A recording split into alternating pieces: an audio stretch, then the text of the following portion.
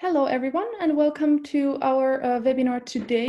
My name is Annie, and I'm the Business Development Coordinator at Laboris, and I will be facilitating the session for you. So our presenters today are all lawyers from the Laboris firm in the United Arab Emirates, Thailand, India, and the UK. Okay, so I will now hand over to our first speaker, Samir Kantaria from United Arab Emirates. Go ahead, Samir, you are welcome to start. Thank you, Annie, and welcome to everyone, wherever you are in the world, and thank you for taking the time to join us today. I'd also like to thank everyone that's taken time and effort to pull this together. Annie, Deborah, Sulin in Thailand, Gagan in India, and Andrew in the UK. We've had calls for the past several weeks just to ensure that we get this right and deliver the right information to you in terms of what it is that you would be looking for. As the world and all of us come out of some sort of lockdown or easing of restrictions to some degree, the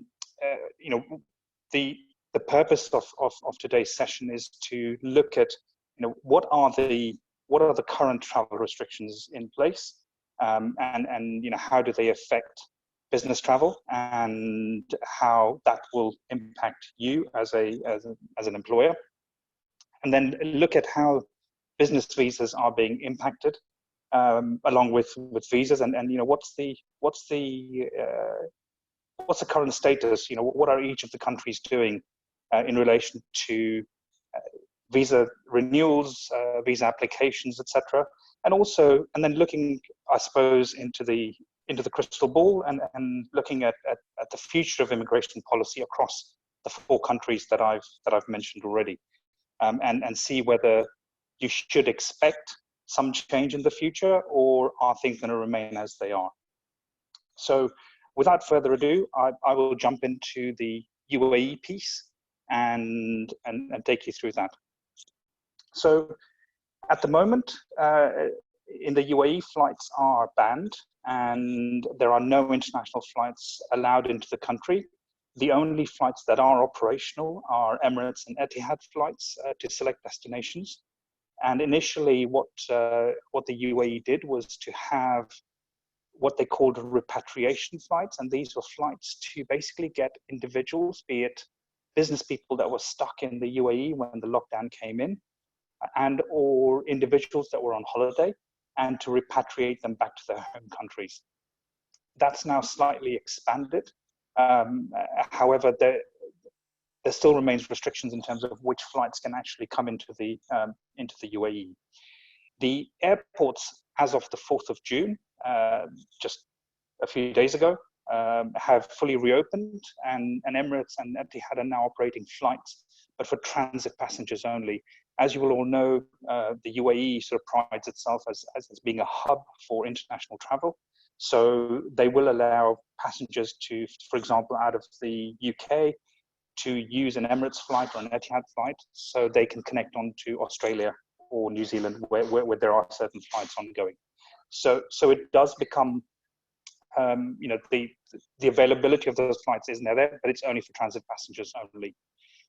At the moment, and certainly this has been the case ever since the lockdown came in, there is restricted access to the UAE. Only UAE nationals are allowed to come back in, and there was a huge effort to get all UAE nationals that are out of the country back into the UAE, and residence permits holders. Unfortunately, that has been prioritized for obvious reasons for teachers and medical professionals, and everyone else who was outside the country when the lockdown came in, who still hold a residence permit.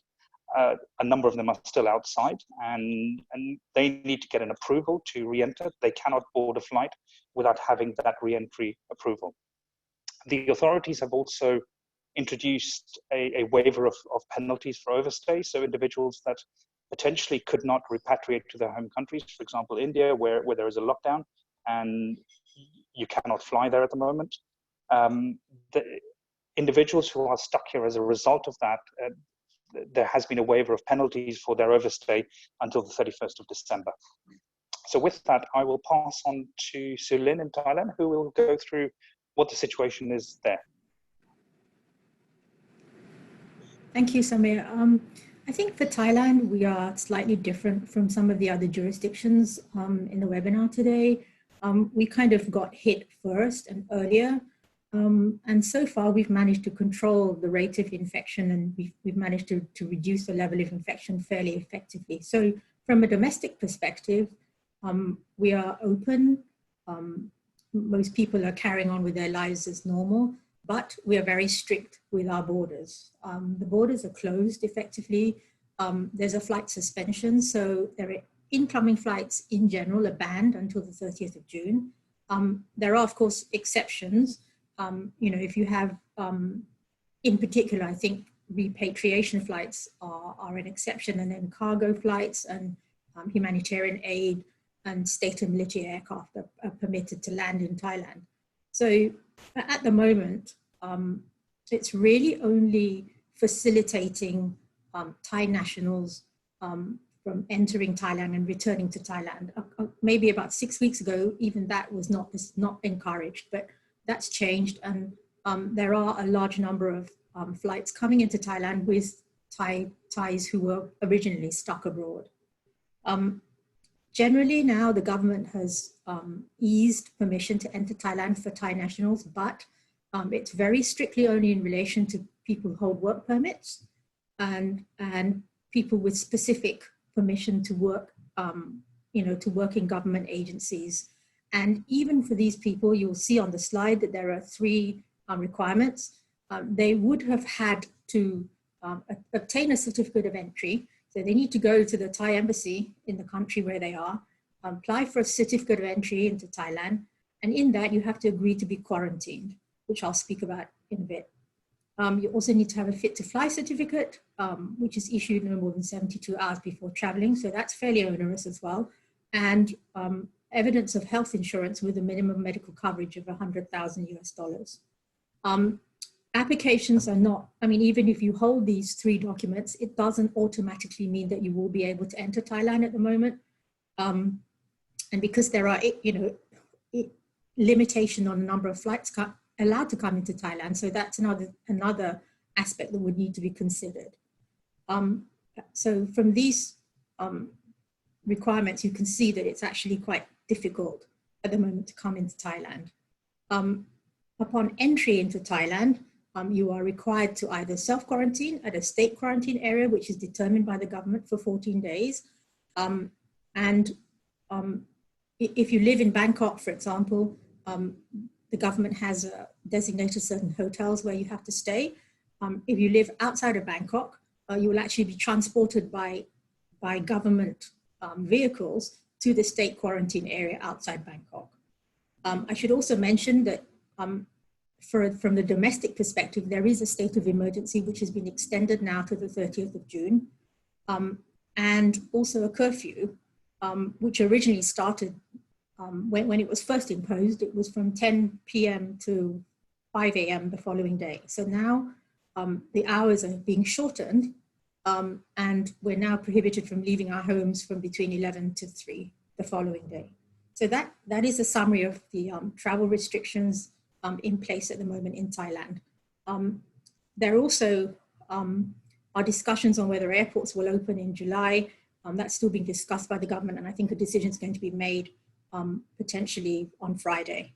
I will now hand over to Gagan, who will speak on India.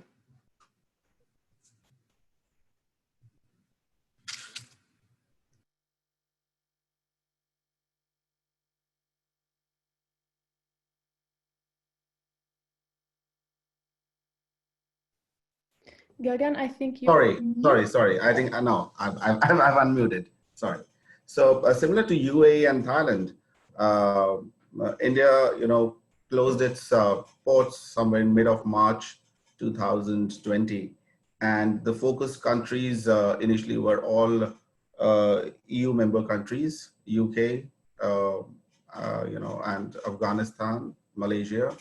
And then from there onwards, we announced a complete lockdown where movement of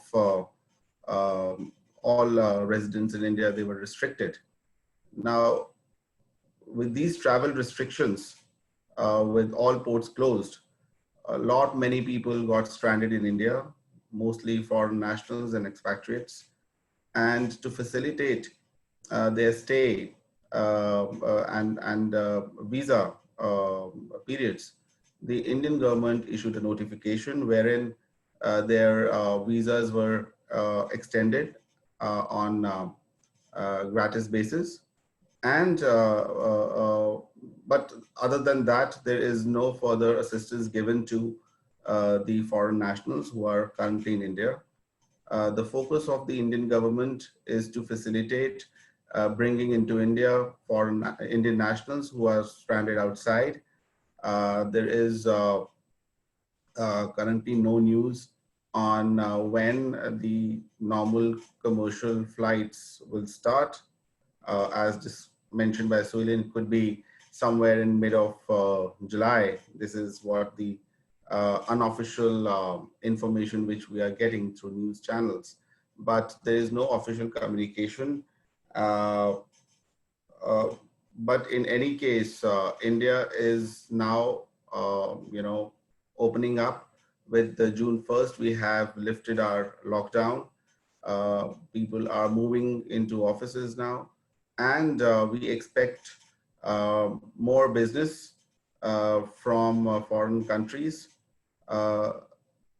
In fact, India Inc. lobby has also been successful to, convince the Indian government to bring in business people into India, more engineers who are working with the health sector and technical side. They can take the charter flight and land into India with effect from June 1. So this is a good news for us, and we look forward to have more people from foreign countries coming, maybe not through normal passenger flights, but definitely from charter flights. I would now request Andrew to, put an insight on what's going on in UK.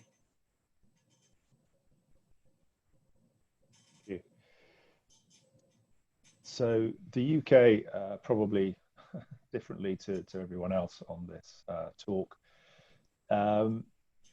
hasn't closed their borders and hasn't really ever imposed any restrictions on international arrivals from the UK. The view initially was that closing the borders would have a minimal impact on the spread of the virus in the UK. Again, I think probably everybody can see that that policy was probably not the best policy. And all we've had is really a very generic restriction on only making essential trips to the UK. The problem with that is that what was essential hasn't been defined and was very much down to a particular immigration officer. And we've had situations where people who have just come on a business trip or come to see family have had no problem in entering the UK, and other times when people have come for more substantive work-related reasons have been refused entry. So it's been quite difficult for individuals to kind of work out whether they should take that risk or not, because there's just been a lack of guidance in terms of what is essential travel. Again, rather late in the day, our government have now imposed a quarantine for any arrival into the UK. There are some exceptions, so if you're coming from Ireland, you're not subject to this quarantine. But again, our quarantine, so unlike Thailand, our quarantine is self sort of administered, and there are also kind of queries about how rigorously it'll be checked, just in terms of the resources to be able to go and check potentially thousands of people who are arriving every day into the UK. So at the moment, we still have a generic rule about essential travel, but we do now have a quarantine of sorts that's come into play. When the pandemic sort of struck here and we had our sort of shutdown, our lockdown, basically our immigration processing stopped. Therefore, a lot of applicants were sort of caught in the system. That is now easing, and we are starting to have some limited processing of applications both in the UK and abroad, really from the start of June. And we have sort of different tranches, particularly overseas, where infection rates are much lower than the UK. and it's deemed safe, certain application centres are now opening up, particularly Australia, New Zealand, China, those sort of areas where you can actually make applications. And to deal with the fact that a lot of people were sort of caught in the UK or out of the UK and they couldn't have applications processed because of the shutdown, a number of quite helpful concessions were brought into play very quickly, really extending people's rights to be in the UK or extending their right to return to the UK, depending on particular circumstances. Again, these are very generic concessions, and as we're going through this process, we're finding that those concessions are sort of being adapted. The problem is, again, we're sort of not working in a very structured environment. So one of the things we're having to do is sort of closely monitor the concessions and what our government are sort of saying, which is coming out in a slightly piecemeal fashion. So that's the position in the UK, and perhaps we go on to the second area we're looking at.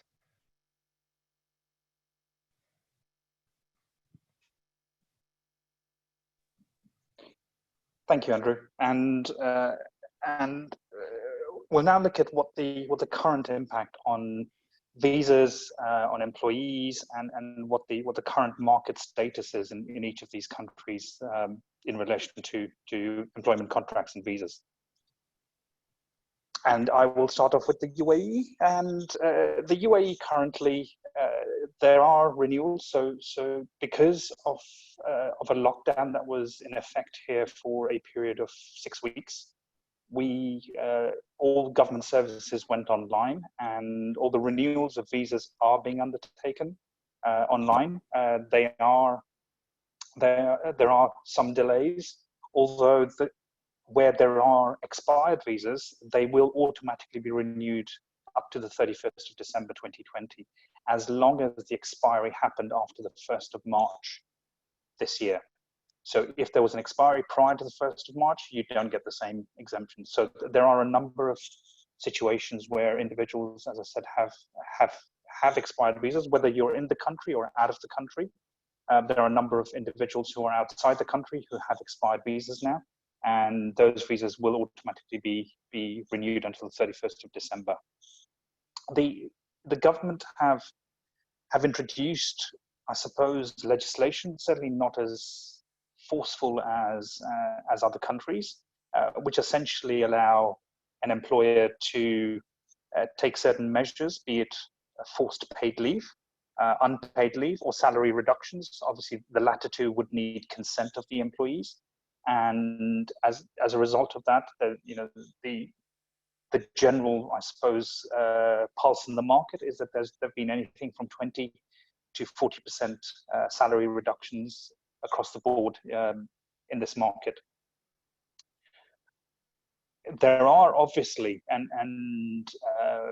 where in situations like this, there's bound to be redundancies. There are redundancies in this market. However, the government has introduced what they call a virtual labour market. So where there are individuals who have been terminated, their names need to go onto a virtual labour system, which the Ministry of Labour here maintains. And essentially, what this requires to do is that an individual's details are put into that system, and where there is an employer looking for certain skills in this environment, then they can look there to see if there's and it's essentially a recruitment tool. The government has also, as part of their measures, actually introduced a slightly odd provision, which basically says that where you have terminated an individual, an employer is obligated to continue paying the allowances. So in the UAE, the salaries are split into basic salary and allowances. And where an employer does terminate an employee, there's an obligation to continue paying the allowances portion of the gross salary until such time as the individual either has an opportunity to repatriate to their home country, given that there are restrictions on flights, or they find another job in the UAE. The reason for this is that a majority of employees here will will have rented accommodation.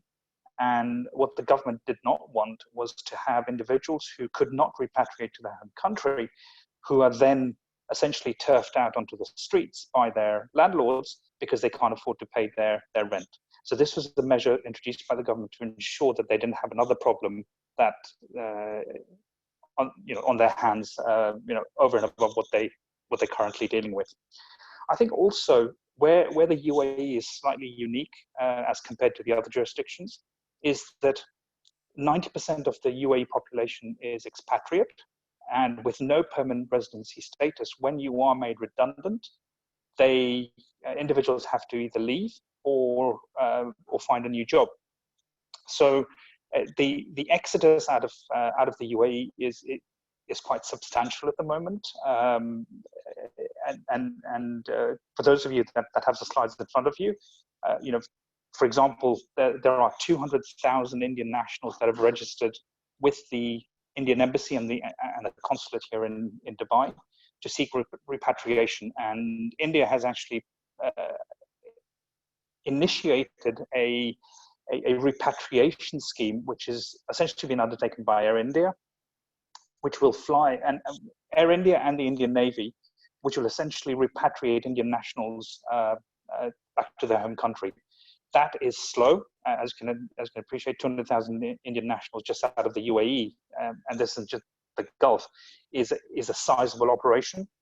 And as a result, there is a prediction that the population in the UAE is going to contract by up to 10%. So we have a net exodus of population as compared to other countries where potentially individuals are actually coming back to their home country once they're being made redundant from wherever they're working overseas. So that's the UAE piece. I'll hand over to Sulin to go to the Thai piece.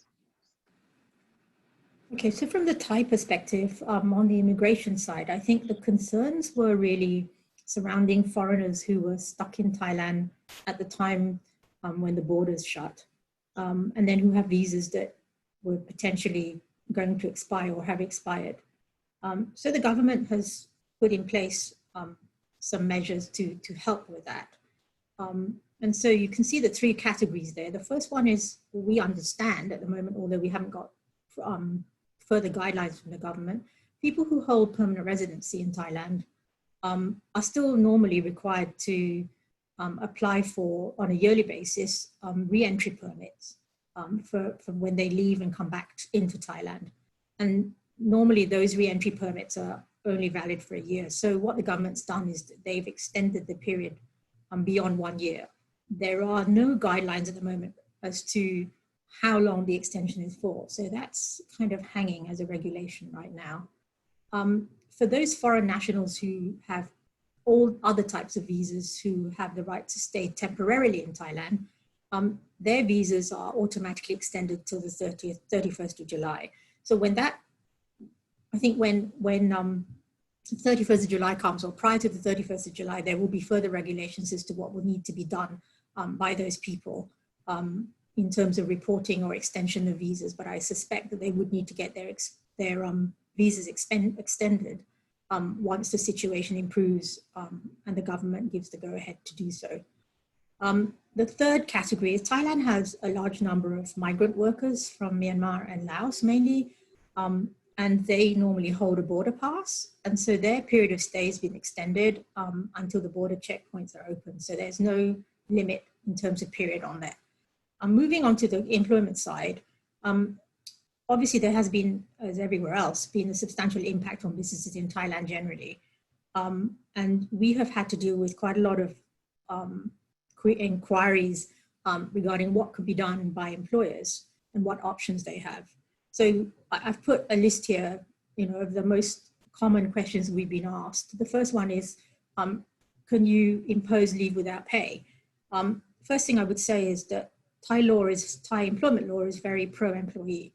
So on that basis, you would need to get the employer's consent if you were going to put the employee on leave without pay. It should be in writing. And if you wish at the same time to reduce salary, you would also need consent. And if you don't, you could be liable to a complaint to the Labour Protection Officer and subject to a penalty, which could be a fine or in certain cases imprisonment. So it's quite serious if you try to do that without consent. The other one is, can you force employees to use annual leave? Yes is the answer. You can determine the days, the number of days, and you can specify the annual leave dates for employees. But you also need to obviously look at what your employment contract says, what your work rules and existing guidelines, you know, in your policies. But obviously that's going to be only limited to the number of days of holiday that they're entitled to in a year anyway. So you need to take that into account as well. Work remotely, that's quite obvious that obviously you can ask employees to work from home, which is what's been happening to a large extent in Thailand. And I think the most burning question is, can you terminate employment? Because we've had a lot of queries on that.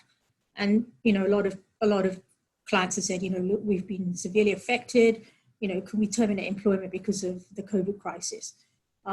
Unfortunately, the short answer to that is no, because the Labour Protection Act has only specific grounds on which you can terminate employment without paying huge compensation, the statutory severance pay, and you could also be liable for unfair termination.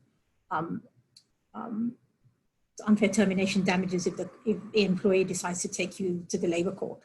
I think you have to be able to prove that the COVID pandemic has affected your business to the extent that you can no longer continue it in order to escape the unfair termination, damages for unfair termination.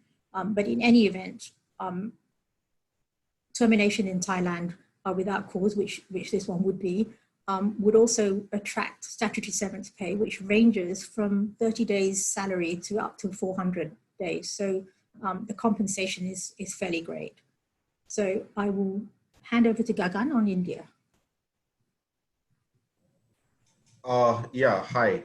Regarding immigration status as of present, like when we went into lockdown on March 25th, as per the directions issued by the Bureau of Immigration, Ministry of Home Affairs, India, all visas got suspended except for the employment visa, project visas, and visas issued to diplomats and UN organizations. So the facilities of extending employment visas and project visas have been provided by the nodal agency called the FRRO. And as per the guidelines, any visa which is expiring on or after 1st of Feb 2020, until the date on which the international commercial flights will start, during that period, the extension of the visa has been granted ex gratis. So that is a big relief for foreign nationals who are in India on employment visa. There are other, visas given to the overseas citizens of India. Now, these have been, as of now, kept in abeyance. The Indian government does not want the overseas citizens of India to come into India. The facility has not been provided to them. So, so this is regarding the immigration status as of now, because no other person is permitted to move out of India as of now. Regarding the employment contracts, very similar to Thailand, we have been receiving queries from India Inc. after the lockdown that they would want to, cut the pays or terminate employees, or there could be layoffs. So there have been various combinations and permutation combinations being, asked by the clients. Now, there is, as soon as this lockdown was announced by the Indian government, the Indian government implemented the Disaster Management Act. This is an act wherein the Indian government gives protection to all concerned, which may, fall into the trap of any pandemic. Now, in this case, there are corporates who are losing profits, losing business, and the other case, there were employees who had no work. And to that effect, pursuant to this pandemic and people staying at home and during lockdown, the Indian government issued advisories to corporates to not, terminate employees. There was quite a commotion on this advisory because India Inc. was actually under distress financially. So India Inc. decided to terminate employees with consent of employees, or giving them compensation, or reducing their pays with consent. So this is the mid path which India Inc. has found a way to take a call on this issue.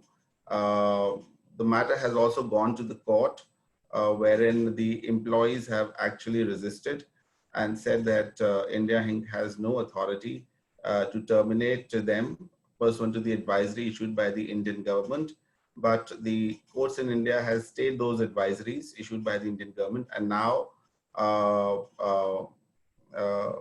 basically this is something which we are yet to see what the Indian courts would decide on this issue, which we are also waiting and keeping a watch on. Andrew, any comments from you on this? Thank you. So in terms of the UK, just an overview of the system here. So employees are really, it's the immigration system for employment is sort of led by employers. It's a sponsoring system. There are various criteria that always have to be met to continue to legally employ an individual in the UK. And there are also various reporting requirements. And one of the key elements of maintaining someone's legal right to work in the UK is that they always have valid immigration permission. And so when that is expiring, it's crucial that an application to extend someone's stay or to grant them a new sort of a visa is made before the expiry of any current permission. So the pandemic, because processing stopped, there's obviously been difficulties for employers because they have a number of staff who need to maintain their legal status in the UK, but can't actually get applications sort of processed. So we have a situation where there's been a backlog of applications building up because they had to be submitted to maintain people's right to work in the UK. And these are now starting to sort of move through the system. But the processing of applications is still very slow, and certain types of application require extra documentation, for example, around English language, this sort of thing. And in certain cases, people can't get the certificates to prove English language proficiency. And until they can get those certificates, their application can't be completed. So we have a very sort of slow processing, but it's quite difficult at the moment to get applications through. We're having to advise employers that they need to, even where they know the application won't be submitted, when it's a fresh application, they need to make sure that it goes in so that it's actually in the queue and they have maintaining their right to keep employing people. And as I've sort of outlined, there is, the processing is starting, but it's a bit, it depends on where you're applying from and whether there are local restrictions around travel. So we have certain applications that now move through in China. In other countries, there are still difficulties in fact just physically leaving countries. And in terms of those who are in the UK, there's this generic concession that everybody who's in the UK and can't leave because of coronavirus has an extension of their stay. At the moment, that generic extensions to the end of July. So that is helping employers in terms of getting applications submitted. We also, as I said, we have a very strict reporting sort of requirement around the job that someone's doing, the salary they're paid, and where they're working from.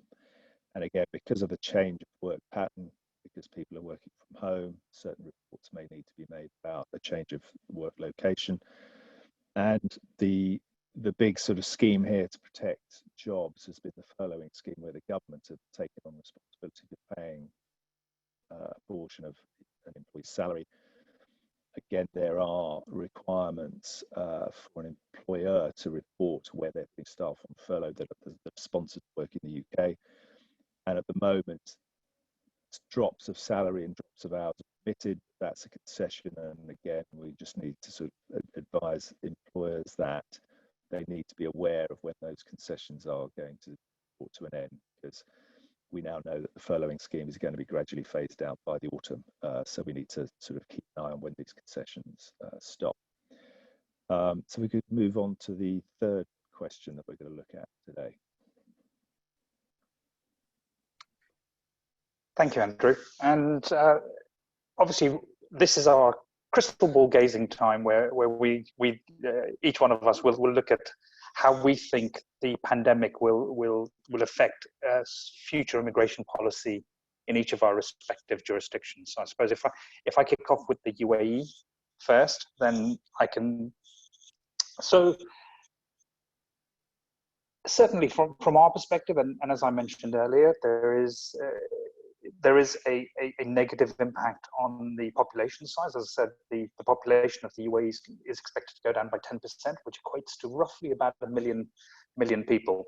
So the population contraction is certainly going to have an effect, and but we don't think that that's going to have a negative impact on future business immigration into the UAE. The UAE depends on an expatriate workforce from everything from your from skilled level all the way up to the sort of blue collar workers who build the roads and the hotels, etc. here. So there's certainly a huge demand for that, and as a result, we don't think that that's going to have any impact in the future. I think what will impact future sort of UAE business immigration is the Emiratization programs that has been in place for a certain number of years, but that has certainly been ramped up over the past few months or years. For those of you who don't know what the Emiratization program is basically it's an attempt by the government to get UAE nationals into the private sector. Traditionally, most UAE nationals would want to go into the public sector for various reasons: better pay, better hours. All their friends were in those jobs, and the private sector certainly struggled. Now, with a very heavy sort of UAE national government, or the public sector being a very large employer of UAE nationals, obviously that then takes its pressure with lower oil prices, etc. So there was a push to get UAE nationals into private sector jobs. That certainly has been difficult. Somewhere like Saudi has been a bit more successful because they've introduced legislation and penalties where, if you do not meet certain quotas, then you are penalized. The UAE hasn't done that apart from a couple of sectors, but they're moving more and more into a position where, for example, certain categories of professionals, before you hire a expatriate for that role, you have to go to the ministry to seek approval, and if there is a UAE national that qualifies for that role, you are obliged to interview them and give reasons as to why you do not want to recruit him, and give valid reasons as to why you do not want to recruit him, before they will allow you to recruit the expatriate that you intend to. So that's certainly going to have a further impact as they ramp this whole sort of Emiratization program up. I think also there are certain nationalities that were already impacted. So, for example, certain nationalities such as Iraqis, Iranians, Syrians, certain North African countries, they already had problems with getting visas even prior to the pandemic, and that's certainly going to continue. As the regional instability continues, they will continue to have issues in relation to getting their visas. So overall, I think I don't think that COVID-19 is going to have a huge impact on the UAE. there are other government policy issues that are more likely to have an impact, but that's been going on for several years, as I say. I'll pass it on to Sulin in Thailand, who can tell us how she sees how it's going to impact there. Thanks, Samir. I think much like Samir, it's like you said, it's a crystal ball, but I think in the longer term, I don't think the immigration laws and policies are likely to change as a result of the pandemic. I think in the shorter term, as you can see, it's already fairly difficult for foreigners at the moment to enter Thailand with the requirements that they've imposed. And so I think the process in the shorter term, for work permit holders even, will be a longer drawn out process than it used to be. I also think that, like I said, it will be more time consuming and more conditions to satisfy in order to enter Thailand for work. I think also it will be released on a country by country basis. So it's not going to be everybody is going to be invited back. Every worker from every jurisdiction is going to be treated the same. To be honest with you, I think we will be opening up on a country by country basis. That's the latest news that's coming from the government, but nothing's confirmed. There are also steps being taken to make sure that filings can be done online, so that you don't have to appear face to face. So there's a lot of work being done by the government to promote e-meetings, e-conferences. At the same time, they've imposed quite stringent security standards for meetings, and also quite stringent standards and requirements for filings online. So I'm not really sure exactly how that's going to work, because the process at the moment would seem to be fairly burdensome. So that's how I see Thailand for now. And I'll pass over to Gagan to speak on India.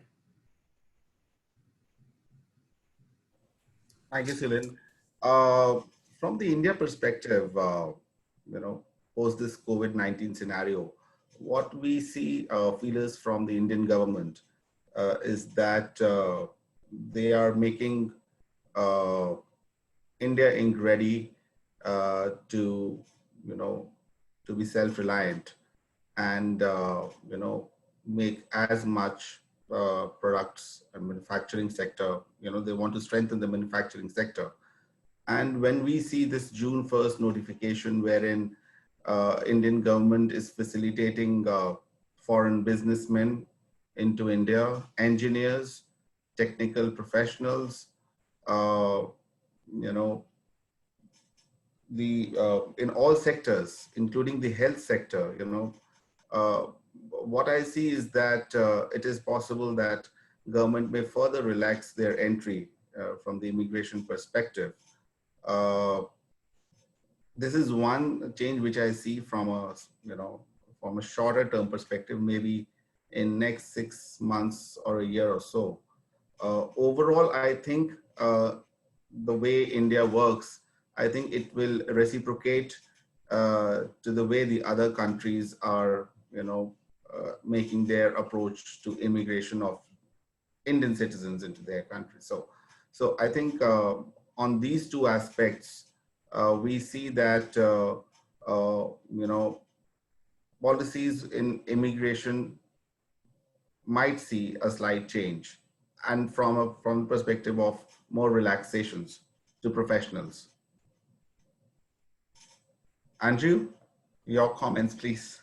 Yeah, thank you. So as the UK, coronavirus, in terms of its impact, I mean, the major impact we have on immigration is still Brexit, which has been obviously moved off the front pages for the last few months, but it's still going on in the background, and we are still heading towards implementing a new UK immigration system in January of 2021. And it seems that there is going to be no extension of the transition period for the UK to leave the EU, and we're still going to go ahead with a new system. So that's still the main sort of focus of the UK system. Coronavirus has probably had some impacts in terms of changes to the actual system.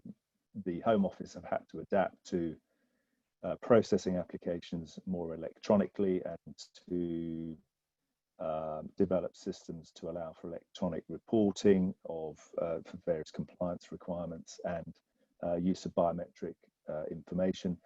And that process is being accelerated because of the need for people to work remotely. They were also starting to require employers to check an individual's right to work in the UK through online systems rather than physical checks. And again, that process is being accelerated because of the need for remote working. And because of the strain on the sort of the government here in terms of its finances, because it's obviously taken on huge debts to run the furloughing scheme, there's more scrutiny in terms of the charges that apply to immigration applications and restricting migrant use of certain sort of resources in the UK. So all of those things were in sort of, they were in the mix, but they've all been accelerated in terms of how they're being viewed. And then in terms of, I suppose it's refining the general move to the new system with Brexit. What the coronavirus pandemic has done, it's made us look at whether we need to do particular deals with certain countries, whether we have to get closer to certain countries in terms of boosting our economy, and then on a sort of more micro level, looking at the sort of needs that the UK economy is going to have. It looks like we're going to get hit pretty hard from an economic perspective, because we obviously haven't dealt with this pandemic as well as other countries. And so there's a focus on perhaps specific visa categories for people in certain industries. Tech is the one that's been focused on initially, but there may be other areas that are now focused on. They're looking to refine immigration regulation to make it clearer and to reduce the amount of discretion that there is within the system, and also to harmonise the requirements if you're applying from in the UK or abroad, that you're really using the same sort of system, whereas at the moment there are distinctions. So there are a number of things that are sort of been accelerated, a number of issues that have been brought into sort of sharper focus, but as I say, the main sort of focus for the UK government is still our post sort of Brexit system and how that will work for Europeans and non-Europeans. So if I hand back to Samir now, who's I think just going to sum up, and then maybe we'll have a couple of minutes to look at some questions. Thank you, Andrew, and thank you all for your insights. I suppose as a general recap, just to try and pick up some of the sort of themes that are running through each of the jurisdictions. Certainly, you know, for the UAE, Thailand, and India, obviously there are restrictions in terms of travel, and you know, essentially individuals cannot travel into those countries, with the exception of certain categories of personnel, UN diplomatic staff, etc., except for the UK, who has never at any point closed their borders, and only just recently Priti Patel has introduced quarantine, which hasn't gone down too well from what I understand. The other thing that's obviously now universal throughout these jurisdictions is that there's some sort of quarantine for entry into that country. Like Celine mentioned, in Thailand, you either get quarantined in a government facility and you get driven to this area and you get locked up there. In the UAE, that's been slightly different, and they've put you up in 5-star hotels on the Palm, which has been quite interesting for some individuals who've quite enjoyed their quarantine. And the nature of that quarantine has either been self-imposed in certain jurisdictions or government monitored.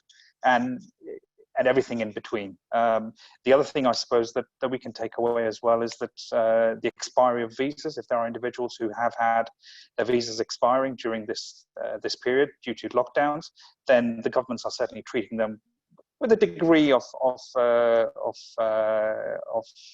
reasonableness, albeit that there are different issues to consider. For the UAE and Thailand, certainly what I picked up was that the pandemic is unlikely to see a change in policy in terms of how they deal with business immigration.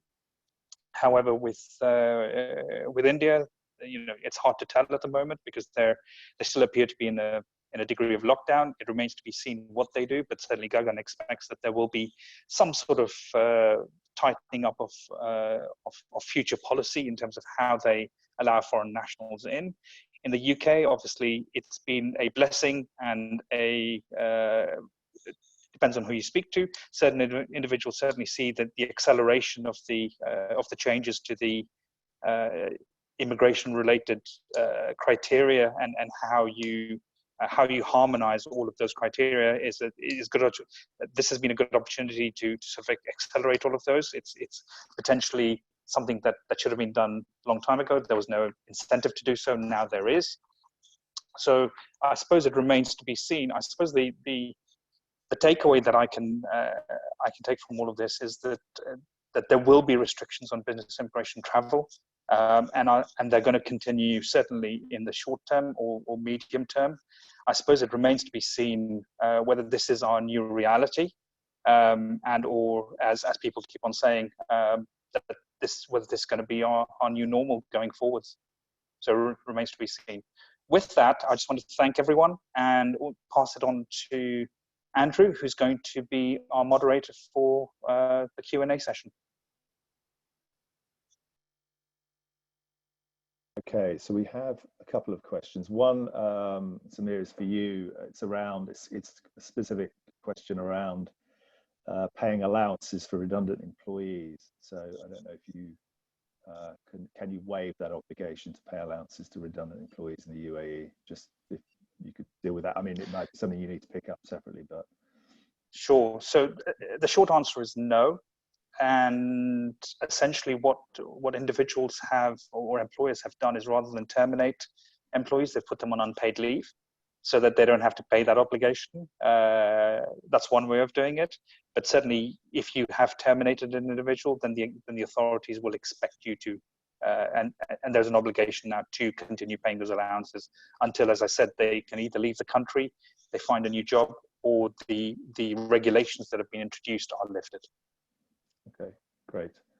And then very quickly, I have 3 questions which have a common theme, and if I can just sort of put them to each of you. So Sulin, first of all, just in general terms, do you think it's going to be harder for foreigners to work in Thailand in the future in terms of, is immigration going to get tougher in Thailand, do you think?